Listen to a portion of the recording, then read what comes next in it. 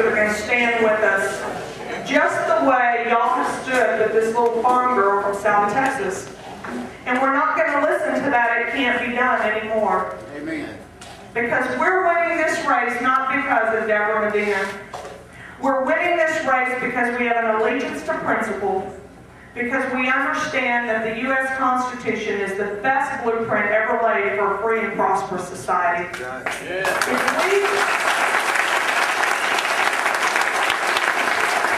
we want this society to be free and prosperous, we have to build it according to that plan. That's right. And we have to put our foot down, and we have to recognize that this society rests on individuals and families, churches and communities, and the government, and be courageous enough to sit in the governor's office, to sit in the Capitol in Austin and say, that's not the job of your government. Go home, confer with your family, go to your community, go to your church, but government cannot solve that for you. I said at the Burleson Tea Party on April 15, 2009, it's one thing to stand out there and rail against Washington, D.C., but government starts right here. It starts with us. Yeah. And probably what we all need to do is look in the mirror and say, what is my government doing for me that I ought to be doing for myself? Come on.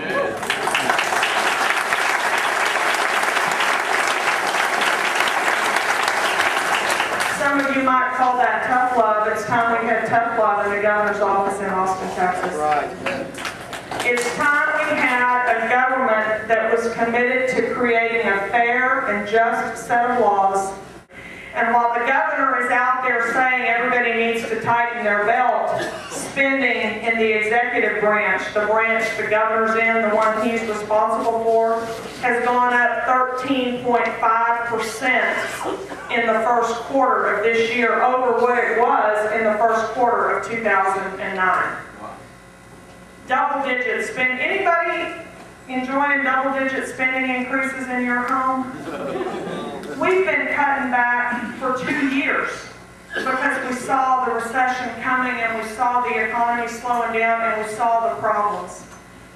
And yet our state government has grown and spending in the executive branch is up 13.5% in the first 3 months of this year.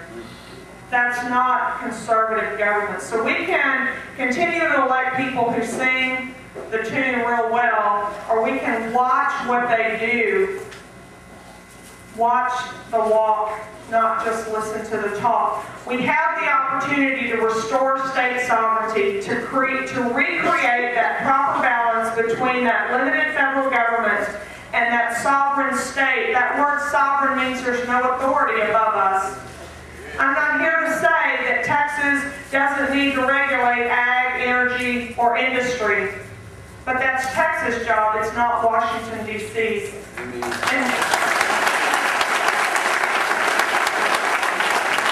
And when we draw that line in the sand and say, you have taken Washington all that we're going to allow you to take, it's going to take us years to remove that cancer from this body called Texas.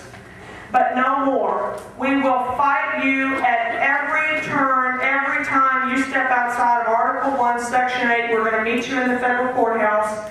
We're going to nullify the law that you pass, and we're going to interpose. Our agencies are not going to be doing your dirty work. And our county sheriffs are the executive law enforcement officer in their county, and they're going to escort your EPA investigators and others out of this society to be free and prosperous in his army, picking them out and having them commit the most heinous atrocities of the war. But they found when they studied those men that in fact they were just like you and me. They had been subjected over time to more and more atrocious crimes until they were able to commit those crimes without blinking an eye. Every one of us would acknowledge that politics is a corrupting environment. We would acknowledge that we limit our own exposure to corruption. You protect your kids, you protect your spouse and your family from corrupting influences, and we would acknowledge that absolute power corrupts absolutely. You put term limits in place as a rule within the Republican Party because Republicans care about their elected leaders. You put them in place not to punish, but to protect. you're sending this woman who has the heart to be your servant into a corrupting environment. You pull me away from that flame in a few years, not because you're wanting to punish me, but because you're wanting to protect me. Amen. I said, the worst thing that could happen to me is for me to come home in a few years and my children look me in the eye and say, who are you? We never knew you.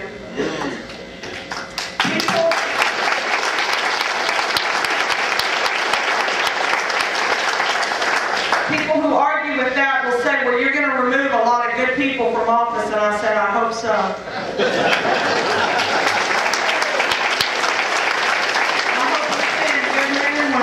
In the public service to pass fair and just laws, and then we bring them home and we let someone else go in and serve. We start to do those things, and you know what? First, we have to build it according to that plan. That's right. And we have to put our foot down, and we have to recognize that this society rests on individuals and families, churches and communities, and the government, and be courageous enough to sit in the governor's office, to sit in the Capitol in Austin and say, that's not the job of your government.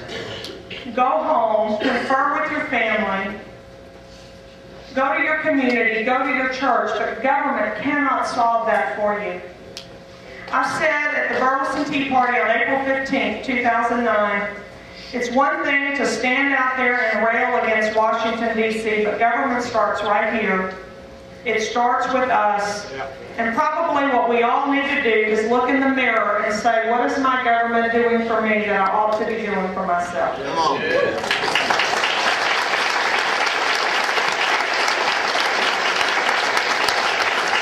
Some of you might call that tough love. It's time we had tough love in the governor's office in Austin, Texas. It's time we had a government that was committed to creating a fair and just set of laws and seeing that those laws were applied equally to everyone. This notion that wealthy, influential businesses and others can go to the Capitol and get laws passed that favor their business creates unfair advantage, manipulates the market, and impoverishes our state.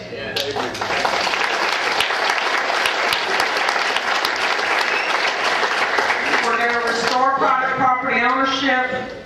We're going to revisit gun ownership. We're going to restore a proper balance between... I bet you're already thinking, man, what could my business do if I didn't have to pay that property tax? I know I'm going to pay a little more sales tax, and I know that burden's going to be spread out, but what could I do?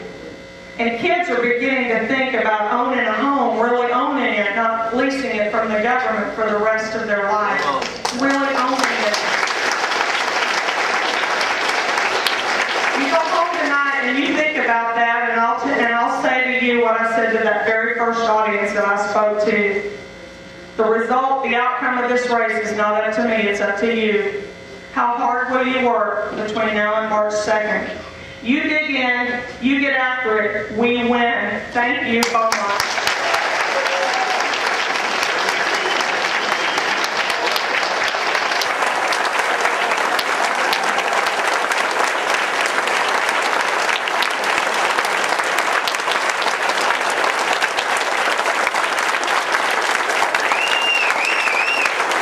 A sovereign state and a limited federal government.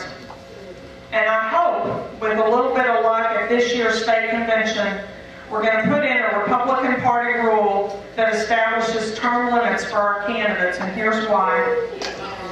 The question that I have asked myself most is, how do I not become the very thing I'm fighting against? It's what our founder said, how do we not become tyrannical England? How do we not become the very thing we're fighting against? As a young married woman, mother, wife, nurse, I heard a story that Dr. James Dawson reported about a study that was done on Hitler's SS troops